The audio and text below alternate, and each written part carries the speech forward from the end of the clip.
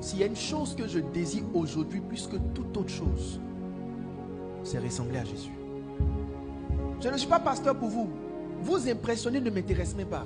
Vous ne serez pas là quand Dieu sera en train de me juger. Que vous m'acclamez, ça ne m'intéresse pas même. Que vous me trouvez en bon là, ça ne m'intéresse pas. Vous ne savez rien de moi. Vous me voyez seulement 2 heures.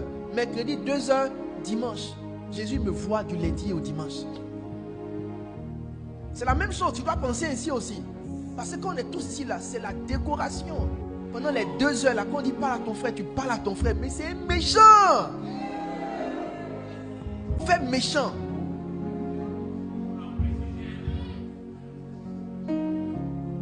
Dis à ton voisin, il faut que tu ressembles à Jésus.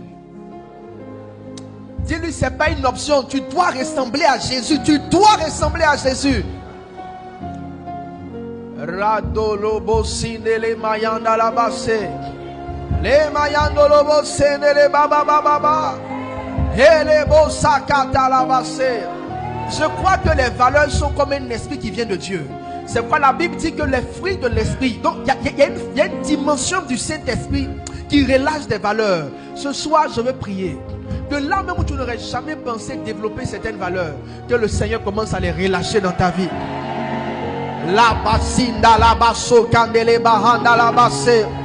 Je supplie Dieu pour une église qui a la ressemblance de Christ.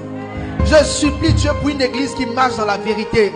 Je supplie Dieu pour qu'il nous garde de l'hypocrisie pharisienne, d'un semblant de chrétien qui ne marche pas selon la parole du Seigneur. Il dit, c'est à l'amour que l'on saura que vous êtes mes disciples, et non à la prospérité, non au voyage, non à la percée. Les païens voyagent, les païens ont l'argent, les païens ont toutes ces choses. Mais il dit, vous, c'est à l'amour que l'on saura que vous êtes mes disciples.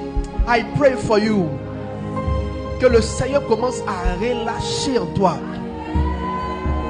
non seulement la conscience de développer des valeurs, le désir de les chercher et la force de les garder. La conscience de développer des valeurs, le désir de les chercher et la force de les garder. C'est ta saison de transformation radicale.